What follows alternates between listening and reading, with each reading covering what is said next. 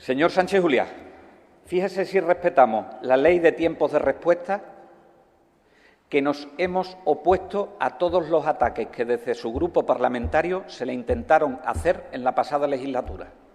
Desde la primera ley de acompañamiento de los presupuestos, que intentaron acabar con la oficina del defensor de los usuarios del Sistema Sanitario Público de Extremadura. No sé si se acuerda, señoría. No he querido comparar datos. Si ha escuchado mi intervención, y no tenía preparada la respuesta de antes, habrá visto que yo no he hecho ninguna comparación de datos, he descrito la realidad. ¿Usted quiere comparación de datos? Al ataque. Lista de espera quirúrgica. Año 2011, junio, porque son estacionales, como le digo. Junio, 16.238 pacientes. 2015, 23.048. Diferencia un 42% más. Más datos. Pacientes fuera de garantía.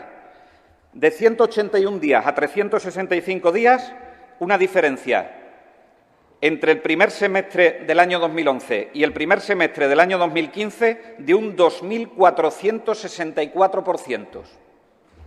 Junio de 2011, pacientes en lista de espera de consultas externas por encima de los 60 días, 9.892.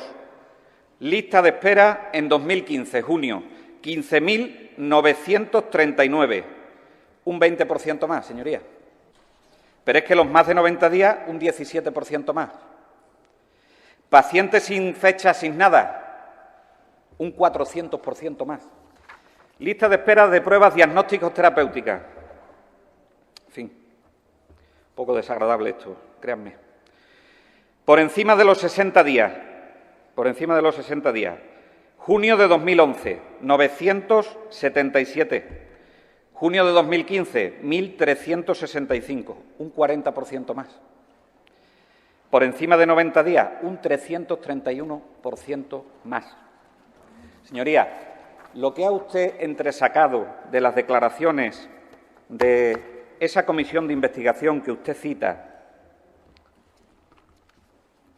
obedece a que en el momento actual, y nosotros lo que damos puesto en marcha en el año 2011, los buzones, que es donde se quedaban los fases que solicitaban los centros de salud, a día de hoy ya no existe, por eso es fiable Jara. Por eso, con solo darle a un botón, tenemos los datos de pacientes que están sin citar. Por eso, con solo darle un botón, tenemos los datos de lista de espera en el momento. A eso es a lo que nos referíamos en el sistema Jara.